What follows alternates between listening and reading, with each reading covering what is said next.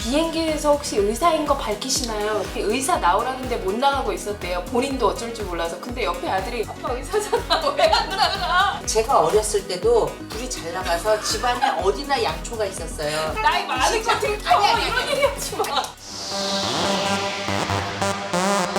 마취 방법에 대해서 알아봤는데 너무나 질문도 많으시고 그날 저희가 할 얘기를 다 못했잖아요, 선생님. 그래서 제가 오늘 한 번 더 모셨습니다.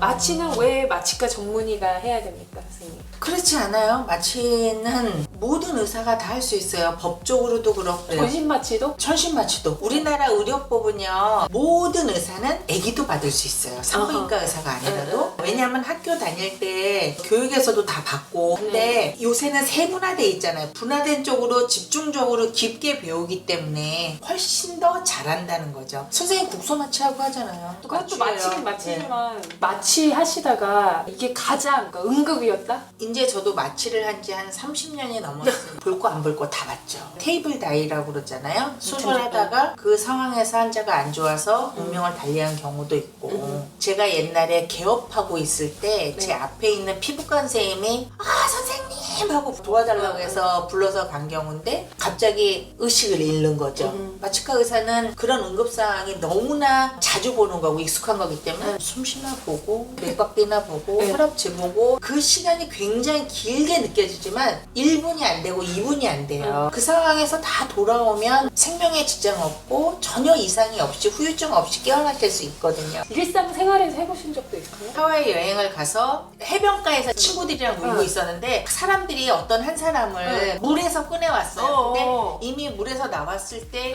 환자의 의식은 없었고 숨을 안 쉬고 있는 상태였고 몰려붙어서 사람들이 막 응급소생술을 하는데 도저히 못 보고 있겠는 거예요. 제대로 못해서. 그래서 할 수 없이 제가 뛰어들어가서 나는 마취과 의사다 비켜라. 그리고 제가 뛰어들어가서 했어요. 왜냐하면 가슴 압박 수술을 제대로 못하고 있더라고요. 그래서 했는데 제가 보기에는 환자는 이미 시간이 지나갔어요. 빛에 대한 반응이 있는가 봤더니 이미 빛에 대한 반응도 없고 주위에 있는 사람이 제대로 응급소생술을 하고 있었다면 나서지 않았을 거예요. 왜냐면 저는 관광 중이었고 괜히 어설픈 상황에 있으면 제가 체류될 수도 있고 안 하고 있었는데 도저히 그냥 지나칠 수가 없어서 제대로 못하고 있는 게 눈에 보이니까 할 수 없이 뛰어들었던 건데 비행기에서 혹시 의사인 거 밝히시나요? 비행기에서 무슨 일이 있었을 때 스튜어디스가 묻잖아요. 이 비행기 안에는 의사가 타고 계십니까? 라고 물었을 때 내가 의사인데 의사인 걸 밝히지 않으면 그것도 위법이에요. 저는 성형외과 의사인데도 의사라고 밝히는데 근데 저는 왜 그런 마음이 있냐면 제가 물론 성형외과 의사지만 일반인보단 내가 낫겠지 그러면서 저는 의사라고 제가 국경 없는 의사에 나갔을 때 그 선생님 중에 자기 경험담을 얘기하는데 비행기 안에서 응급환자가 생겼다고 콜을 해서 나 의사요 해가지고 가서 그 환자 상태가 안 좋더라는 거예요. 그래서 비행기 돌려라. 돌렸는데 환자가 다행히 괜찮았나 봐요. 그랬더니 항공사에서 자기한테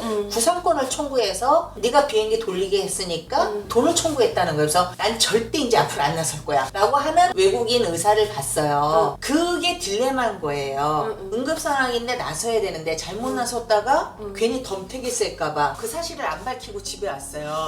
그러면 잠을 몇 날 며칠을 못 잘 거예요. 그래서 의사 나오라는데 못 나가고 있었대요. 본인도 어쩔 줄 몰라서. 근데 옆에 아들이 아빠 의사잖아. 왜 안 나가? 말레이시아 의사가 저한테 한 얘기가 비행기에서 그런 일이 생기면 가서 네가 하고 싶은 걸 다 하고 스튜어디스나 기장이 물을 거 아니에요. 비행기를 돌릴까 말까. 그랬을 때 내 생각은 돌리는 게 좋다고 생각하는데 결정은 네가 해라. 책임을 벗어날 수 있다고 하더라고요. 선생님 근데 아까 마취는 마취과 전문이 아니라도 할 수 있다 이러면서 애도 다 누구나 봐줄 수 있어? 인턴 때 애기 받아봤죠. 당직 선생님들 다 퇴근하고 애기가 갑자기 나오는 바람에 인턴 둘이서 같이 받아. 시골까지는 아니어도 서울 근교에 지원이 있어요. 밤에는 인턴 선생님만 당직을 남기고 다 퇴근을 하신단 말이에요. 갑자기 애가 나오려고 그러면 이제 선생님들한테 보고를 할 거 아니에요. 선생님들이 오시는 시간이 걸리잖아요. 그 전에 애기가 나오면 받아야죠. 그렇게 애기 한번 받아보고 옛날에 산부인과 병원에서 근무를 했어요. 마취과 의사로. 그때 산부인과 선생님이 4분 계시는 큰 병원에 제가 마취과 의사로 근무를 했는데 우리 집이 병원하고 제일 가까웠어요. 간호사가 연락이 온 거예요. 아기가 머리가 보이는데 선생님들이 아무도 전화가 연락이 안 돼요. 그러니까 산모가 늦게 온 거죠. 저라도 부른 거예요. 그래서 제가 갔는데 벌써 아기는 머리는 보이고